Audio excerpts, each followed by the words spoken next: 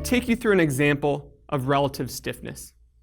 We have three different combinations of bands: yellow on yellow, black on black, and black on yellow. Now remember the example of the bent knee fallout. Hip abduction and external rotation. I want you to imagine that. We now have our first scenario, yellow on yellow. The hip goes into abduction, external rotation. It goes through its full range of motion, and the pelvis remains stable. The second example, black on black, the hip goes into abduction, external rotation, but it only goes through a limited range of motion, which is the patient's full end range. It's just limited.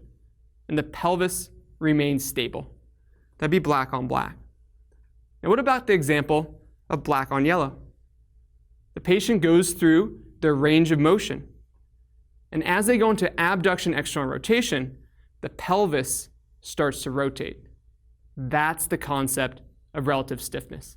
And I want you to see how that looks right now. So Aaron and I are both going to take a step to the side, just like so. And now you can see the yellow on yellow, the bands are equal. The knot stays right in the center.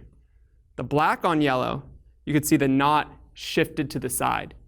This concept of relative stiffness can start to put some strain on the yellow band. The adductors and the hip capsule, or the joint capsule of the hip, have greater relative stiffness compared to the lumbopelvic region. And this is your concept of relative stiffness. So you just saw a clip that illustrated the concept of relative stiffness, as well as directional susceptibility to movement.